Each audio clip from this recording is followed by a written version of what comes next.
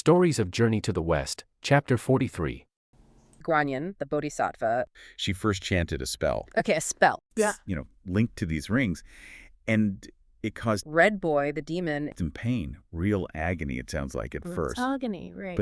And what was really striking is how the rings weren't just on him.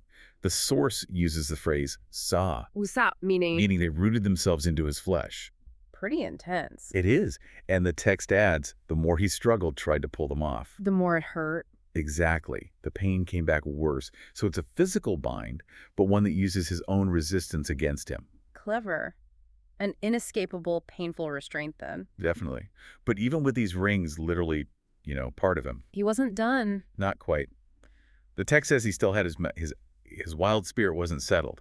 He gets angry, actually attacks Sun Wukong again with his spear. Right. Which brings us to this really interesting combination of methods. So Wukong tells Guanyin, chant the spell again. Yeah, he urges her to.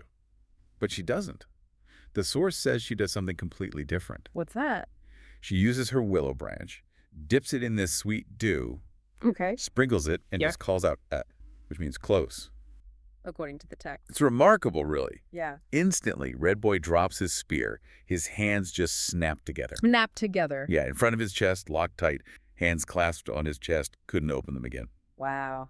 So a very specific, almost symbolic posture. And the source calls this the yi. The Guanyin twist, exactly. A kind of magical binding that forces his own hands together. It's not external pressure. It's locking his own body. Precisely. And it's this combination. You've got the inescapable rings rooted in him, plus this magical Guanyin twist binding his hands. That's what finally does it. That's what the text says finally made him realize the depth of her power.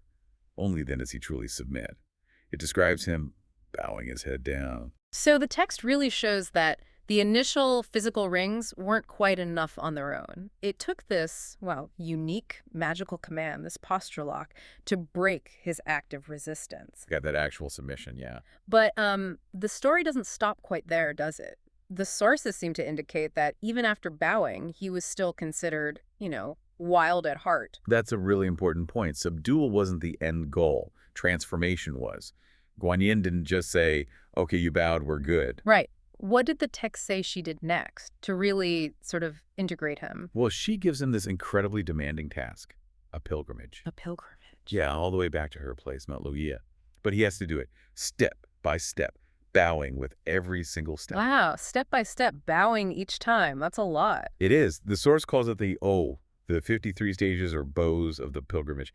And it wasn't like optional. A requirement. Absolutely. A requirement before she would truly receive him, complete his, acceptance. So it's this fascinating progression laid out in the text. Totally.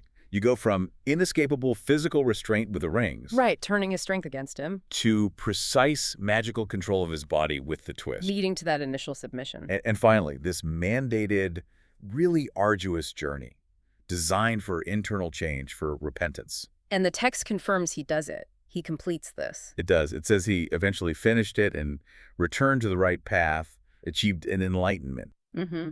So while Guanyin is managing this, what's happening with the rest of the pilgrim team? Sandy, Monkey, Pigsy. Well, Sandy, as you might expect, has been waiting rather impatiently back in the forest. Yeah, I can imagine. Monkey returns, full of relief, finds Sandy and explains that the bodhisattva was called and the monster is subdued. Naturally, he emphasizes Guanyin's immense power. Of course he does. Right, and they waste no time. They head straight back to the cave. The text says there... Which implies a pretty direct arrival, maybe forceful. Could be.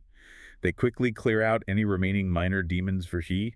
And the immediate priority is freeing Pigsy. Right, poor Pigsy, who'd been captured and stuffed into that binding sack. Yeah.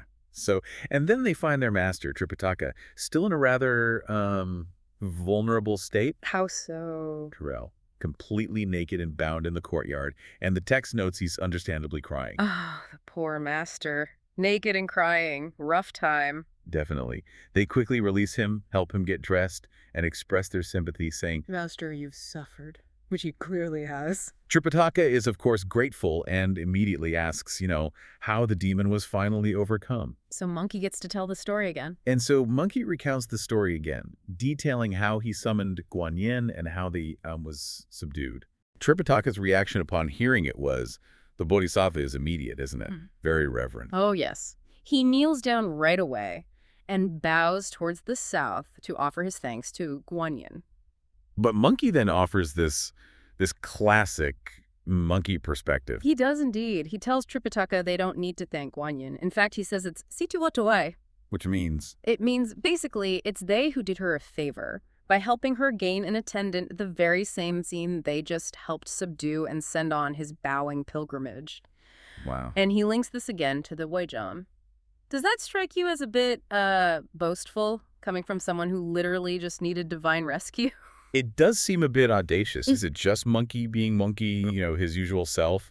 Or is there maybe a deeper layer? Perhaps him recognizing that their struggle actually facilitated this step in the Weisham process. Yeah, like making them participants in a larger karmic unfolding. It could be both, couldn't it? It has that characteristic monkey swagger, for sure. But it's framed within this genuine Buddhist concept. It suggests their trials aren't just about their salvation, but contribute to the spiritual path of others, too. That really reframes the dynamic. They're not just passive recipients of aid, but maybe active agents in a larger cosmic journey. Mm-hmm. After that rather profound moment, though, they turn to the more immediate practical matters. Right, like getting some supplies. Exactly. They gather any valuables left in the cave, find some food, prepare a meal, and make sure Tripitaka is properly fed and recovering. Good. So with the immediate crisis past and their needs met, the master and disciples get back on the road, continuing their journey westward, steadfast in their purpose. Some time passes after this incident. The text notes they travel for Over a month. over a month has gone by since the last major event, so they've put some distance between themselves and that trial. But then, suddenly they hear a sound, a very loud, striking water sound. It's jarring and immediate. And this sound instantly startles Tripitaka Hiao. Tripitaka, ever prone to anxiety on this difficult path, expresses his fear and asks, where this unsettling sound is coming from. And Monkey, perhaps a little weary of the master's constant fear, Yeah, teases him mercilessly. He calls him oop, far too overly suspicious. pretty much, and says he's not fit to be a monk if he's so easily startled.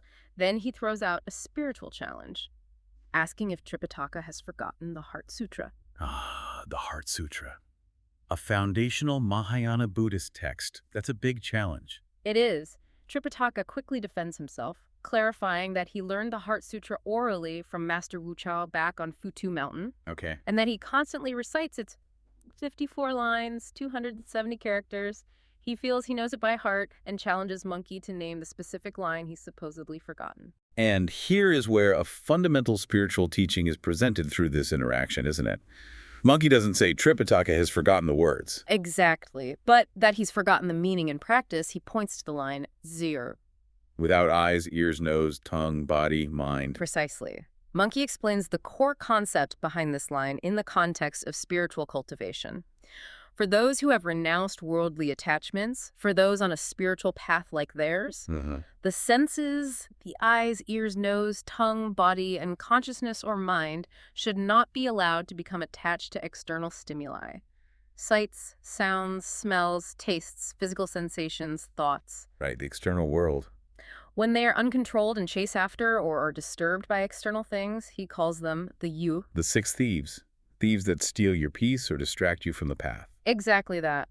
And Monkey directly connects this teaching back to Tripitaka's current state and his struggles throughout the journey. How so? He points out that Tripitaka's anxieties and desires, his fear of demons, his worries about food, his reactions to smells and tastes, being startled by sounds like the river, his fixation on various things, were all symptoms of these Oryu, these 6 thieves, causing disturbance within him. Ah.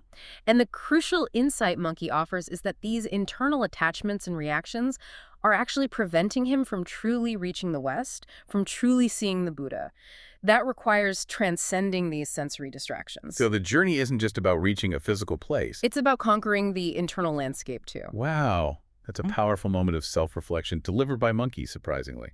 How does Tripitaka react to that, pretty direct feedback? He becomes silent for a while. The text says, Adusha, deeply contemplating Monkey's words. Okay. Then, in response, he recites this poignant poem that gives voice to the very raw human struggle of the pilgrimage. A poem. What does it say? He speaks of the constant travel, day and night, the physical hardship, worn-out straw shoes, battered bamboo hats. You can feel the exhaustion. Definitely. He talks about the difficult, even mournful sights and sounds at night. The monkey cries are lamentable, the bird squawks unbearable. And he expresses his deep longing for the journey, which likely refers to the latter stages to finally end so he can obtain the scriptures. Shineu-yu. You really feel the weight of his human struggle here, the exhaustion, maybe homesickness underneath the spiritual quest. How do his disciples respond to this expression of vulnerability? Well, they react in their characteristic ways. Monkey just laughs, recognizing it as simple homesickness. Yes, homesickness. That's how Monkey sees it. But he offers a reassuring, slightly detached perspective that success will come with effort. Work hard, and it'll happen. And Pigsy. Pigsy, predictable as ever, just complains about the difficulty. The demonic obstacles are fierce and high. He suggests it might literally take 1,000 years to get through it all. 1,000 years. Always the optimist. Right. And Sandy, in contrast, quietly tells Pigsy that they are both is. Clumsy-mouthed and dull. Basically, yeah. Meaning they shouldn't waste time complaining or questioning. They should just keep persevering. Shoulder to shoulder, carrying their burdens. Success will eventually be theirs. It's a beautiful summary of his patient, steadfast nature. Just keep going. So they're discussing internal struggles, different ways of coping with hardship, still moving forward. And while they're talking, while the horse's hooves are still clip-clopping, they reach the source of the sound, a massive river blocking their path. The horse can't possibly cross it. And the text provides a really striking, almost unsettling description of this. Is, the Blackwater River. How is it described? It has jikji-cha-gujo, layered thick waves and piled turbid ripples. It looks like Tom, black muck, and black oil. Black muck and black oil. Sounds nasty. It's not just dark, it seems unnatural. Up close, it doesn't reflect their figures at all. No reflection. Weird. And looking across, you can't even see trees on the far bank. It's described with phrases like Tu'i, a land of ink and 1,000 live of ash. Ink and ash. The water foam looked like sick piled charcoal, and the waves like, ooh, turning coal. Wow. That is incredibly vivid and strange. This strangeness affects even the natural world around it. Animals avoid it. Why? Because they dislike how deep and black it is and fear how vast and boundless it seems. Yet, in stark contrast to this alien-looking, unsettling water, the banks are described as vibrant and full of life. Exactly. The reeds and grass on the banks are lush green, and the flowers on the sandbar are competing in their bright, splendid colors. Such a sharp contrast. And the text wraps up this description with a rhetorical question that really emphasizes just how bizarre and out of place this river is. What's the question? Lakes, rivers, streams are everywhere. Meeting places exist for all. But who has ever seen a western Blackwater River? It's presented as something unique, perhaps even anomalous, on this specific path. Naturally, Tripitaka, needing a practical explanation, asks why the water is so black. And Pigsy, ever the comic relief, immediately jokes that someone spilled a dye vat. Huh. Okay? Sandy, joining in, jokes that someone was washing inkstones pacey. They're quite the pair. But Monkey quickly brings them back to the core problem. Jokes aside, how are they going to get Tripitaka across this strange black river? And this, again, highlights the fundamental challenge of their group dynamic, doesn't it? It really does. Pigsy and Sandy state they could easily cross themselves by flying on clouds or swimming. They could do it in moments. Right. But the difficulty, they say, is it's just the master who is the problem. He's mortal. Tripitaka asks how wide it is. Pigsy gives an estimate. Yeah, Tripitaka. Around 10 wide. And then Tripitaka asks the obvious question, which of them will carry him across? Monkey suggests Pigsy, right, given his strength and, aquatic background with water. Makes sense. But Pigsy gives a firm refusal, citing specific reasons straight from the text. Oh, what reasons? He explains that carrying a mortal like Tripitaka makes him as heavy as a mountain. Exactly. If he tried to fly with him, he couldn't even get 3 feet off the ground. Oh. And if he tried to swim while carrying him, Tripitaka's sheer mortal weight would simply drag him down into the water. Just another obstacle. Standard problem, really. How do you cross? And then, almost, well, too conveniently, this little boat shows up upstream, just one guy rowing it. You'd think, great, perfect timing. And they do. The disciples call out, asking for a ride. They mention that whole convenience thing. I'm like, help us out. We're an important business. Makes sense. But the boatman, he rows over and says, well, his boat's tiny. Like, carved from one log, maybe fits 2 people max. A limitation. Yeah. And this is where Pigsy kind of sees his chance, always looking for the easy way out, right? Graphic Pigsy. He suggests that he and the master, Tripitaka, should go first. Claims he's too lazy to wait around. Uh-huh. And tells Sandy and Monkey to just, guard the luggage? Watch the stuff, watch the horse. And surprisingly, Monkey actually agrees to it. Okay, so Pigsy and Tripitaka hop in this little boat with the boatman. They push off. And then, almost immediately, things get wild. They're not even halfway across. And the river just erupts. Totally erupts. The source describes it so vividly, like, bam! Cannon clouds overhead, black waves surging up, sand flying everywhere, blinding the sun. Trees crashing down. Huh. Sounds terrifying. Oh, it's pure chaos. The description says it shakes mountains, makes everything panic. Definitely not your average storm. It feels unnatural. Because it is. This wasn't weather. It turns out the storm was conjured up by the boatman. The boatman did it. So He's a monster, revealed right then and there. Oh, wow. And in all that chaos, he whipped up Tripitaka and Pigsy and the boat itself. They're just swallowed by the water. Gone. Vanished. Without a trace. Man. So back on the bank, Sandy and Monkey must be freaking out. Absolutely reeling. Their master, their fellow disciple, just disappeared into the churning river. What do they even think happened? Well, Sandy's first thought is kind of logical. Maybe the storm just, flipped the boat, capsized it. Right. So search downstream. That's what he suggests. Hope they wash ashore somewhere. But Monkey, he usually senses this stuff, doesn't he? He does. He immediately smells a rat. Or, well, a demon in this case. He points out the boatman seemed kind of unrighteous right from the start. Had a bad vibe. Exactly. And Monkey figures this creature made the storm happen specifically to drag the master underwater. Okay, so foul play suspected. Definitely. And hearing this, Sandy, who's, pretty comfortable in water after his flowing sand river days. Right, he used to be a river monster himself. Well, yeah, so he volunteers, says, I'll go in, I'll search underwater. He gets ready, takes off his outer robe, ties up his clothes. Okay, so Sandy dives in. He's got his big staff, the monster quelling staff. Yep. And he just starts walking along the riverbed. And then, does he find anything? Pretty quickly, actually. As he's moving through the depths, he starts to hear voices. Talking.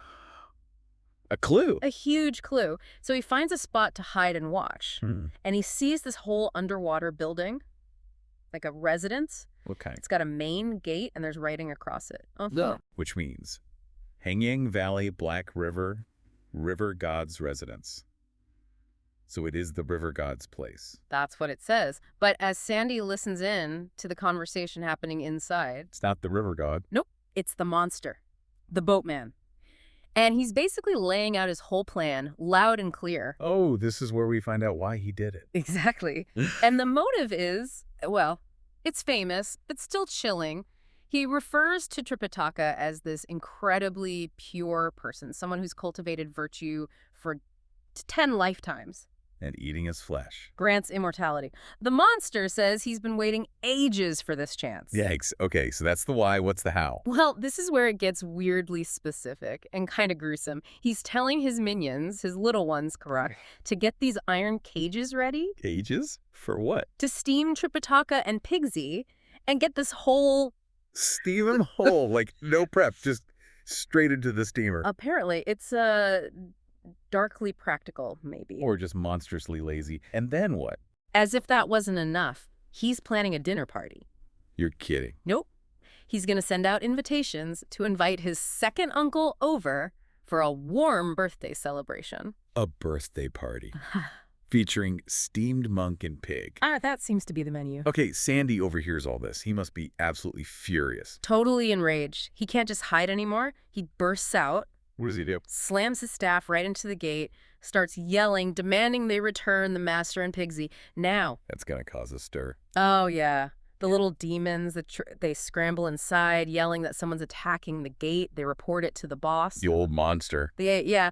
And he gears up, puts on his armor, grabs his weapon. Which is a pretty unique one, a bamboo joint steel whip.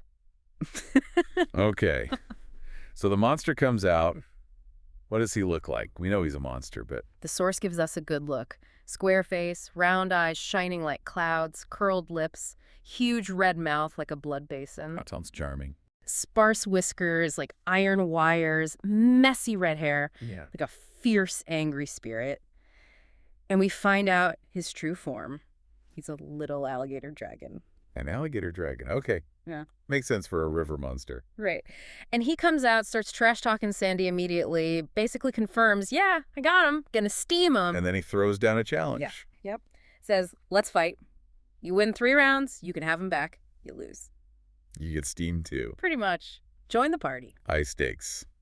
So the fight starts. Right there, underwater. Sandy with his staff, the alligator dragon with his bamboo joint whip. Izun versus Yu. It must be quite a battle. The source frames it really well. It's this 1,000-year-old monster fighting for immortality versus, Sandy, this former celestial guard fighting to save his master's life. Immortality versus salvation. Exactly. They go at it back and forth for about 30 rounds. 30 rounds. Does anyone get the upper hand? Nope. It's a stalemate. Neither one can really beat the other down there. So Sandy realizes... Oh, what? He realizes he probably can't win this alone. Not here. Not underwater in the monster's home turf. He needs help. He needs Monkey. Definitely. So he needs a plan to get the fight out of the water. How does he manage that? He pulls a classic move, feigns defeat, sea gun, pretends he's losing, turns and retreats, swimming back up. Hoping the monster will chase him. That's the idea. Lure him out into the open for Monkey. Does it work? No. The alligator dragon is smarter than that. He doesn't take the bait. Really? Why not? He actually shouts after Sandy that he can't be bothered chasing him because he's got invitations to write for his uncle's birthday party. Seriously. He stops fighting to plan a party. Priorities, I guess. Or maybe just an excuse not to leave his lair. So Sandy gets back to the surface, alone. Yeah, he emerges from the water. Frustrated, probably, but he's got crucial intel. He tells Monkey everything. Everything. The name on the gate, the horrifying steaming plan, the weird detail about inviting the uncle, the fight itself. Describes the monster like a big turtle or alligator dragon. Right. Fighting for 30 rounds, and how the monster wouldn't follow him out. So they're standing there trying to figure out what to do next. Like, who's this guy? Who's the uncle? And just as they're talking, something else happens. Another arrival. Don't tell me another monster. Almost the opposite. An old man appears downstream. He comes up, kneels down, and says he's the real Black River god. The real one. Monkey must be suspicious. Immediately, he's like, hold on, didn't we just deal with an imposter? Is this you again, trying another trick? Fair question. But the old man seems genuinely distraught. He's crying, explaining, no, he's the real god. The monster, the little alligator dragon, Zhang, he's an imposter. Where did the monster come from? According to the real river god, the alligator dragon showed up just last year, came from the Western Sea. And just took over. Fought the real river god, beat him, and kicked him out of his own residence that shined tall. Started messing with all the local water folk, too. So what did the real god do? Did he report it? He did. He went to the big boss of that region, the West Sea Dragon King, Beifo. Filed a complaint. Okay, hoping for justice. But here's the kicker. Remember the monster wanting to invite his second uncle? Yeah. The West Sea Dragon King is the uncle. The monster's maternal uncle. You're kidding. So the Dragon King. He basically told the real river god, tough luck, let my nephew have the place. Dismiss the whole thing. Corruption. Wow. So the system is rigged because of family ties. Exactly. And the poor river god couldn't go any higher, couldn't appeal to the Jabe Emperor Day because his divine rank was too low. He was totally stuck. Powerless against the monster and his powerful protective uncle. Right. So, hearing that Monkey, the great sage equaling heaven, was in the area, that was his last hope. He came asking Monkey for help, for vengeance, because the official channels failed him. Okay, now it all clicks into place for Monkey. Totally. The monster's party invitation wasn't just random, it was the key. The uncle is the reason the monster is getting away with this. So Monkey sees the connection and the leverage. His mind just goes straight to the solution. It's bold. What's the plan? Fight the Dragon King. Essentially, yes. Go straight to the source of the protection. His plan is fly over to the Western Sea, confront and capture the Dragon King first. Capture the uncle. Capture the uncle, then force the uncle to deal with his own nephew. Make him responsible for getting the monster to release Tripitaka and Pigsy. That's actually really clever. Use the family connection against them. Exactly. So he tells the real river god, okay, you wait here with Sandy, watch the luggage, I'm off to the sea. And the river god must be overjoyed. Immensely grateful. Finally, a chance for justice. So Monkey, he doesn't just like fly over and look around. He goes straight for the West Sea and dives in. Using that water avoidance spell. That's the one. Lets him operate underwater like he's on dry land. It's his usual method for dealing with, well, watery situations. And almost the second he's underwater, bam, he runs right into someone or something. Yeah, a blackfish spirit. Not the main guy, not too long, just sort of a messenger. And Wukong, no questions asked, apparently. Nope. The text is pretty blunt. Wukong's focused. He just hits it with his staff. Kills it instantly. Swift. Brutal, maybe, but efficient. And taking down this fish messenger leads to the big break, right? What was it carrying? He was carrying this box, the golden request box, fancy, and inside. A letter. Haha. And this is where it all unravels. The smoking gun. Or I guess the dripping white gun. Huh, exactly. The letter names names. It's from Sutyu, foolish nephew Tuoji. That's our monster, the Tuolong. Tuji. Okay. And who's he writing to? He's writing to his Huchuo, his second uncle, the elder Ao. So the monster is the nephew writing to his uncle. And what's in the letter? Just, hi, uncle. Not quite. He starts by thanking his uncle, for past kindness. Standard polite stuff. Okay. But then he drops the bombshell. He said he's captured two people, and he calls them Tuthyu. Rare in the world. That's gotta be the Tang monk. Maybe Baji or someone. Definitely the monk. And get this, he's captured them because his uncle's birthday, his Enki, is coming up. He's throwing a feast, a torang, and wants his uncle to come celebrate. Wait, he kidnapped the Tang monk as a birthday present? Or like the main course? It seems that way. And he's inviting the uncle over for the party. Wukong intercepts the invitation. That's incredible. The source even says Wukong finds it funny, right? Like, the villain just mailed him the confession. Exactly. It's a huge stroke of luck. And it totally changes Wukong's plan. This isn't just some random river demon. This involves, potentially, a Dragon King. So, straight to the source. West Sea, Dragon King's Crystal Palace. Right. He gets announced. The Dragon King, Ao Shen, comes out. He's all respectful, great sage, this and that. But Wukong cuts right through it. His opening line is amazing. Something like, you've already eaten my wine, right? Yeah, basically accusing him straight up. You're already benefiting from this, or you're in on this somehow. It's bold. And how does the Dragon King react, especially when Wukong presumably shows him the letter? Oh, he completely loses it. The text says, soul scattered, utter terror, drops to his knees, begging forgiveness. Wow. Okay, so maybe not totally ignorant of his nephew's activities. Well, that's what Wukong likely thinks. Yeah. And this terror leads to the big explanation, the family history dump. Okay, lay it on us. Who is this Tuolong, really? Ao Shen explains. Tuolong is his own sister's 9th son. 9th son, okay. And the father. Ah, this is where it connects to past events. The father was the Jing River Dragon King. The Jing River Dragon King, the one who messed with the rain totals and got executed by Guizheng in a dream. That's him. A major figure executed for defying heaven. Yeah. So Tuolong's dad is this famous, disgraced Dragon King. Whoa, okay, so the backstory is intense. Right. So after the execution, Ao Shen's sister was widowed. 9 kids, nowhere to go. He took her and the nephews in, did the uncle thing, helped raise them. A supportive brother. Seems so. But then, he says the sister died just 2 years ago. Tuolong, being the 9th and youngest, was still, well, young. Needed looking after. Exactly. And apparently needed a place to cultivate himself. So just last year, Ao Shen placed him in the Blackwater River. Temporarily, he claims, intending to move him later. And he claims he had no idea his nephew was, kidnapping holy monks, doing these wicked deeds. That's his story. The Tuolong was meant to be quietly cultivating, not causing mayhem. He's essentially pleading ignorance about the extent of the trouble. It's the nephew's fault, basically. Okay, this is messy. But then Wukong asks a really interesting question, doesn't he, about the brothers? He does. He looks at this situation One dad, the Jing River Dragon King, and 9 sons, who are apparently very different. He asked Ao Shun how his sister managed to have several different kinds of offspring with just one husband. It's a bit blunt, but a fair question if they're all dragons but maybe look or act differently. And Ao Shun gives the classic answer. You hear this reference a lot. He says, Kai. Dragon gives birth to 9 kinds, and the 9 kinds are all different. Exactly. It's the fundamental explanation for diversity within dragon families in this mythology. Same parents, very different kids. It's just how dragons work. And then he lists them, right? The other 8 brothers. It's quite a roll call. It really is, and it perfectly illustrates that saying. Let's see. Who are they? Where are they? Okay, so the first son, the little yellow dragon, he's at the Huai River. The second little black dragon is at the Ji River. Third, greenback dragon holds the Jiang River. Fourth, red-whiskered dragon guards the He River.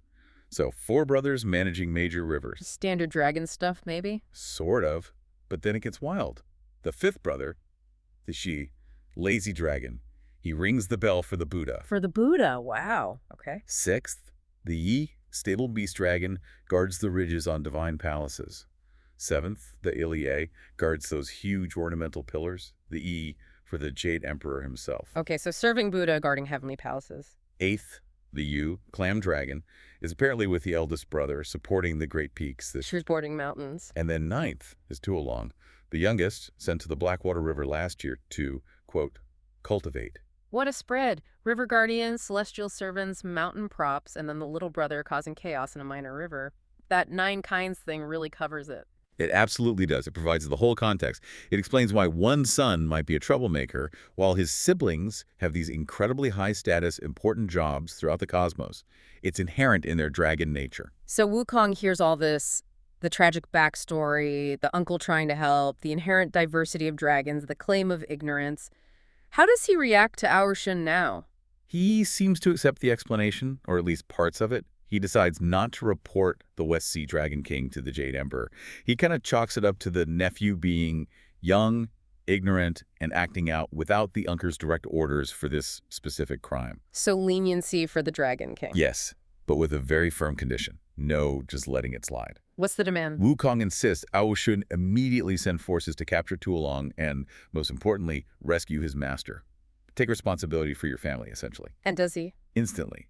Ao Shun orders his own son, the Crown Prince Moang, to lead 500 shrimp and fish strong soldiers, Churvan, to go apprehend cousin Tuolong. Prince Moang leading the shrimp soldiers. Love it. It's quite the image. Ao Shun, probably relieved, offers Wukong a feast. But Wukong's like, no time, gotta save the master. Focused. Totally. He just has a quick cup of tea, offered by the Dragon King's daughter, a dragon princess. And then he heads out with Prince Moang and the aquatic troops. Back to the Blackwater River. Exactly. When they arrive, Wukong hops ashore. He decides to let Prince Moang handle the actual capture.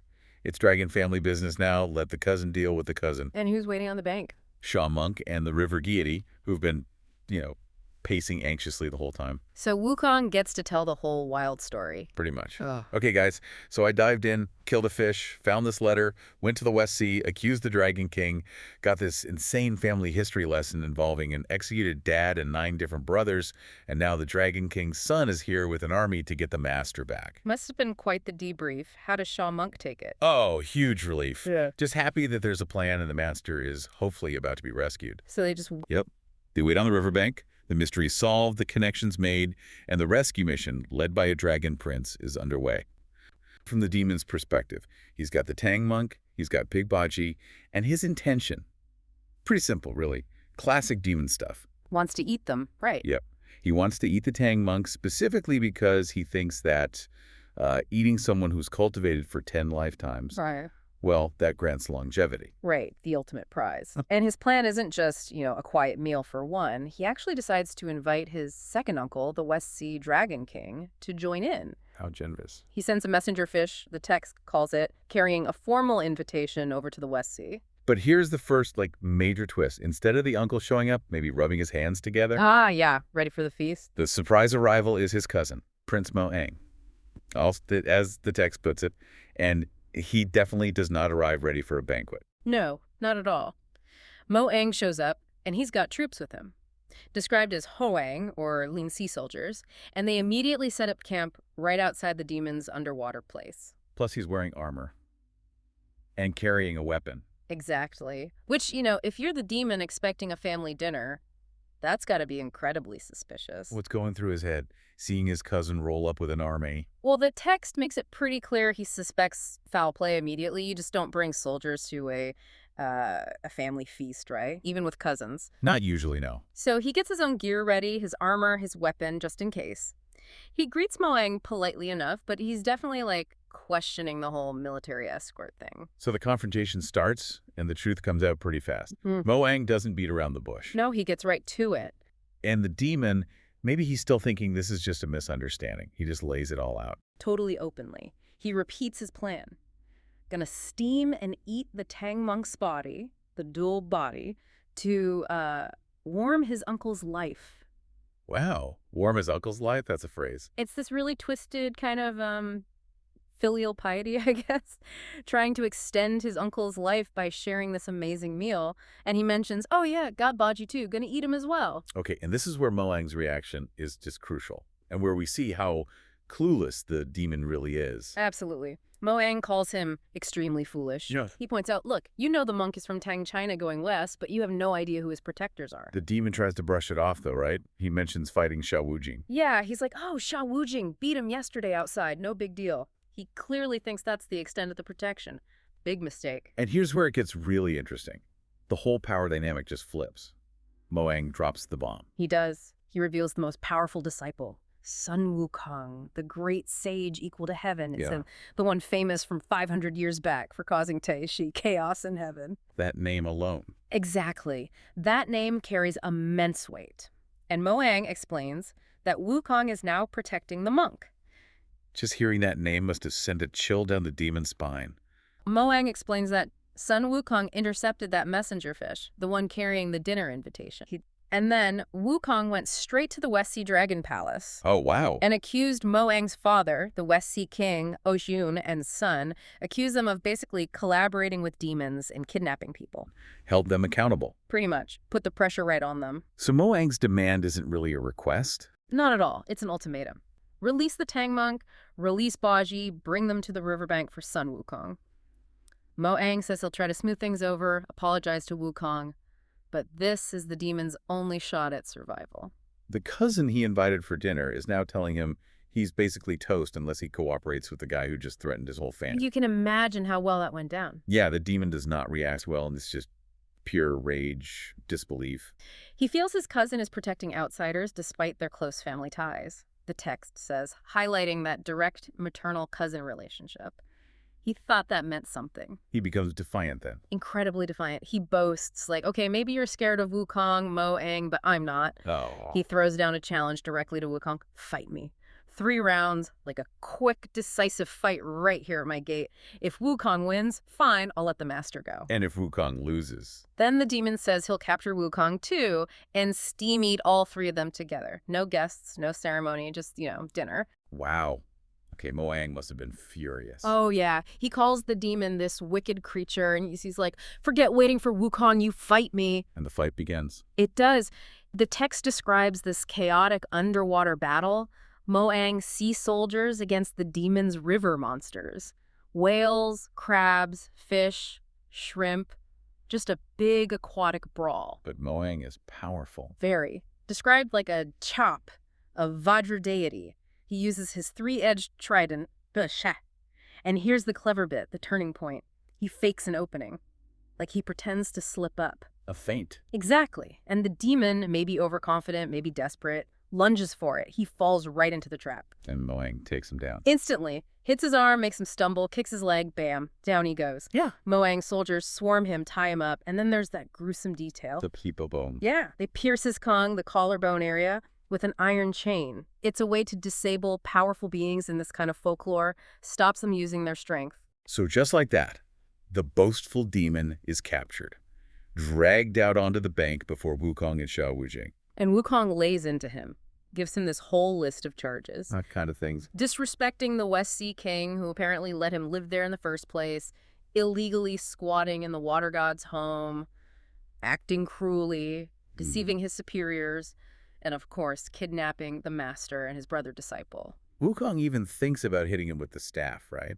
But holds back. He does. He considers using his staff, and the text notes it would just kill the demon instantly. It's that heavy, that powerful, but he hesitates. Before he decides, though, he asks the crucial question. Where's the master? Exactly. And the demon, faced with Wukong, just completely crumples, starts begging for mercy. Admits he was foolish. Totally. I was foolish, didn't know who you were. Thank you for not killing me instantly. And then he quickly offers, untie me, and I'll release the master. But Moang warns Wukong. Right. Moang, having just fought and captured him, jumps in like, careful, he's tricky. Don't trust this sudden cooperation. So they don't untie him. Who goes to get the master then? Xiao Wujing remembers the way to the water mansion. He volunteers, and he goes with the Black River god, the Ungol, who's obviously happy to get his home back. Makes sense. What do they find inside? They go in, the gates are open, place is deserted. The demon's forces must have fled when he was captured. And inside, they find the Tang monk and Baji. Still tied up? Yep, still tied up naked, sand, just like the demon planned. Grim picture. So Xiao Wujing frees the master. The river god frees Baji. They carry them out, back to the riverbank. And Baji sees the captured demon. I can imagine his reaction. Oh yeah, pure fury. Sees the guy who's about to steam him, grabs his rake, and just goes for him. Wants payback. But Wukong stops him. Again. Yes. Sun Wukong intervenes. Yeah. Tells Baji, hold on, spare his life. And here's the key reason. For the sake of the filial father and son, Ao Shun. Ah, so it comes back to Moang and his father, the West Sea King. Exactly. It's that relationship again. The very family Wukong confronted earlier is now the reason the demon gets spared immediate death by Wukong. So what happens to the demon now? Moang steps forward. He thanks Wukong, says he has to leave soon. He confirms he'll take the demon back to his father, the king. Then the king will punish him. Moang assures Wukong that even though Wukong spared the death penalty, his father will definitely punish the demon severely. And they'll report back to Wukong about it. Wukong agrees to that. He trusts the West Sea King to handle it. Seems so. He agrees and asks Moang to pass on his thanks to his father. Then Moang takes the captured demon, gathers his troops, and heads back towards the West Sea. And the local deity, the Black River god? He's just grateful. Thanks Sun Wukong profusely for getting his home back. Order is restored to the Black River, at least for now. Okay, so the immediate crisis is over. Demon dealt with, master rescued, but there's still one problem.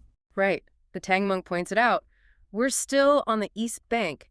How do we actually cross this river? Good point. So who helps? The Black River god steps up. He owes Wukong now, right? He says, don't worry, I'll clear the way. How does he do that? It's pretty cool, actually. He uses his water magic. He blocks the river flow upstream and somehow dries up the downstream part, creating a completely dry path right across the riverbed. Wow.